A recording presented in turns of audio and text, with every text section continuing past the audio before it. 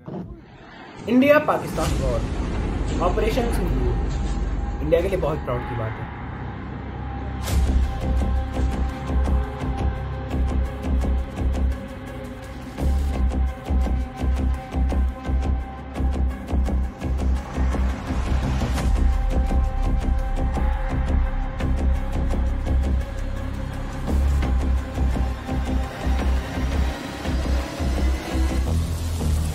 Now war का मतलब है कंट्री के डिफेंस सिस्टम को हर एस्पेक्ट में सपोर्ट करना या फिर डिफेंस सिस्टम पे ज्यादा से ज्यादा एक्सपेंडिचर करके उसको स्ट्रॉन्ग बनाना।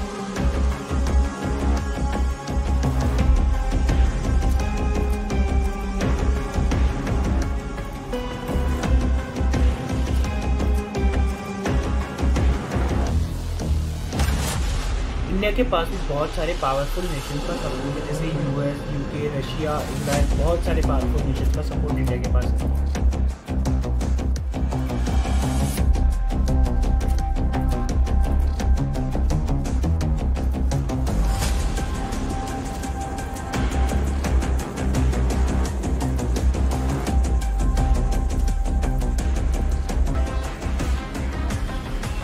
तो फिर दिक्कत क्या है?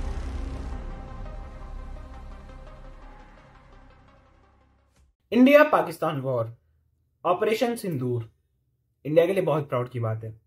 लेकिन क्या आपने ये सोचा है इस वॉर की वजह से इंडिया को कितना इकोनॉमिकली लॉस हो सकता है, कितना इंडिया की जीडीपी में डिफरेंस आ सकता है, फिर कितना इंडिया का स्टॉक मार्केट क्रैश हो सकता है? वेल, ऑपरेशन सिंदूर बहुत नीडेड था पाकिस्तान को उसकी औकात दिखाने के लिए। अगर आज इंडिया चाहे तो पाकिस्तान को एक रात में वर्ल्ड के मैप से हटा सकता है। सुनने में बहुत इंटरेस्टिंग लगता है ना, लेकिन ये प्रैक्टिकली पॉसिबल नहीं है, क्योंकि पाकिस्तान को सपोर्ट करता है चाइना। लेकिन इसका ये मतलब नहीं है कि इंडिया चाइना से डरता है या फिर चाइना की आर्म्ड फोर्स से डरता है, बिल्कुल भी नहीं। इंडिया के पास भी बहुत सारे पावरफुल नेशंस का सपोर्ट है, जैसे यूएस, यूके, रशिया, इजराइल, बहुत सारे पावरफुल नेशंस का सपोर्ट इंडिया के पास है। तो फिर दिक्कत क्या है? अब दिक्कत ये कि चाइना और इंडिया का ट्रेड बहुत अच्छा है।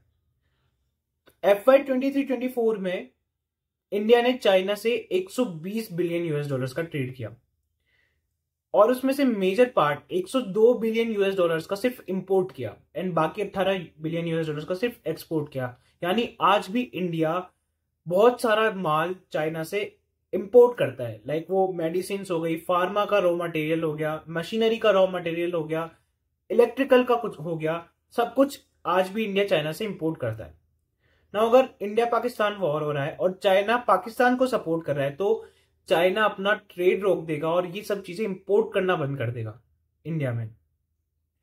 और अगर ये इंपोर्ट रुक जाएगा तो जो इंडिया का इंडस्ट्रियल सेक्टर है उसमें बहुत ज्यादा इफेक्ट देखने को मिलेगा, क्योंकि प्रोडक्शन ही नहीं होगा। प्रोडक्शन नहीं होगा तो इकोनॉमी नहीं जनरेट होगी, इकोनॉमी जनरेट नहीं होगी तो जीडीपी में डिफरेंस आपको देखने को मिल ही जाएगा। सो इसको और डीप डाउन समझते हैं। नाउ वॉर का मतलब है कंट्री के डिफेंस सिस्टम को हर एस्पेक्ट में सपोर्ट करना या फिर डिफेंस सिस्टम पे ज्यादा से ज्यादा एक्सपेंडिचर करके उसको स्ट्रॉन्ग बनाना। नाउ अगर कंट्री का ध्यान सिर्फ एक ही सेक्टर में ज्यादा से ज्यादा जा रहा है तो बाकी जो अदर सेक्टर है उन पे ऑटोमेटिकली कम ध्यान जाएगा एंड उनकी ग्रोथ अपने आप रुक जाएगी। लेट्स से इंडिया का बजट इस साल का कुछ 10 लाख करोड़ का बनता है।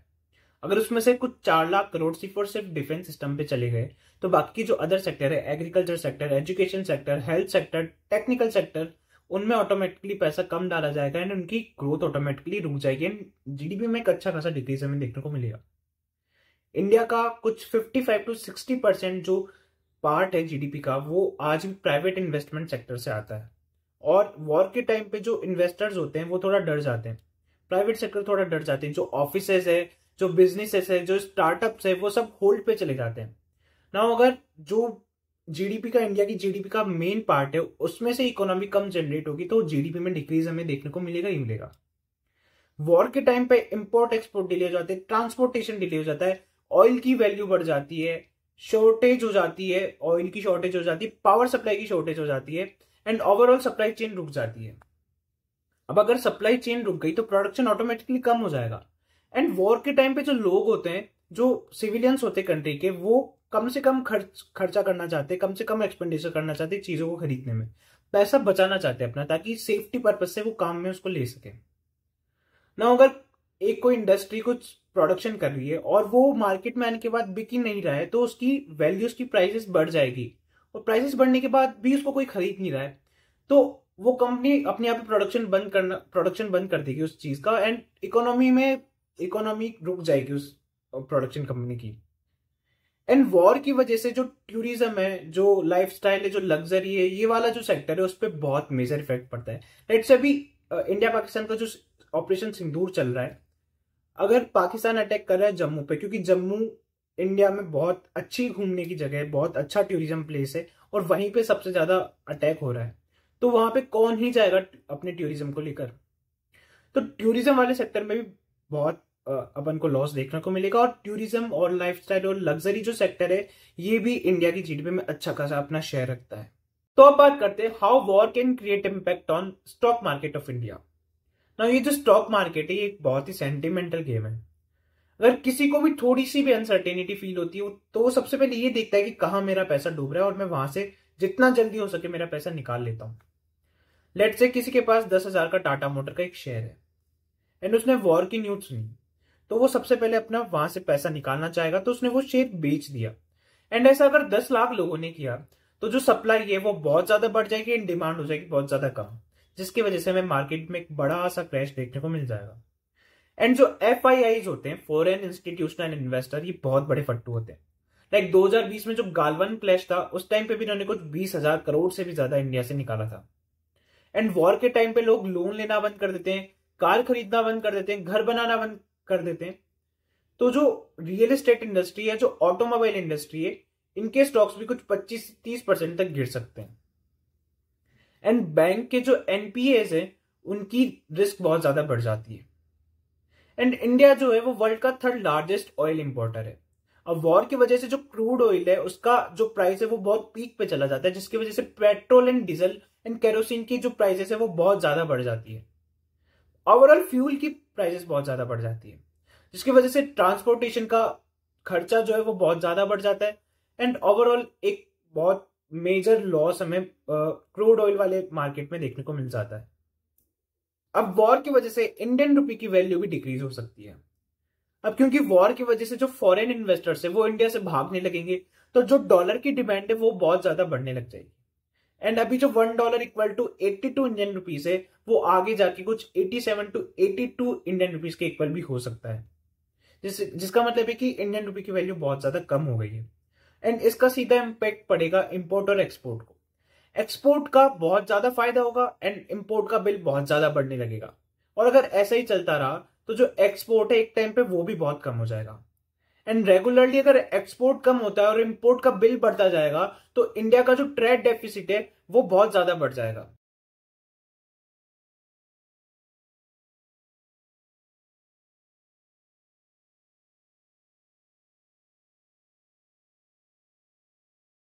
नाउ अब बात करते हैं how can media play an important role in economic crisis during the war.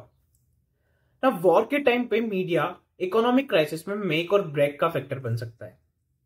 अगर मीडिया वॉर के टाइम पे कंटिन्यूसली सेंसेशनलाइज या फिर फियर बेस्ड हेडलाइंस चलाता है, तो पब्लिक में एक पैनिक स्प्रेड होगा। एंड इस पैनिक की वजह से जो कंजम्पशन है, इन्वेस्टमेंट है, या फिर जो स्टॉक मार्केट है, उन सब में हमें सीधा सीधा एक डाउनफॉल देखने को मिलेगा। वहीं अगर मीडिया रेस्पॉन्सिबली रिपोर्ट करता है और एक्यूरेट इन्फॉर्मेशन देता है, तो ये जो पब्लिक में पैनिक का माहौल है, हम इसको कंट्रोल कर सकते हैं। मीडिया का काम सिर्फ और सिर्फ इंफॉर्मेशन देना नहीं होता, बल्कि पब्लिक सेंटीमेंट को एक पॉजिटिव डायरेक्शन में लेके जाना एंड ओवरऑल इकोनॉमिक बिहेवियर को कंट्रोल करना भी मीडिया का एक बहुत बड़ा काम होता है। Economic victory is as important as battlefield win. India के पास बहुत अच्छी आर्मी स्ट्रेंथ है, बहुत अच्छी डिप्लोमेटिक पावर है एंड पावरफुल नेशंस का सपोर्ट भी है।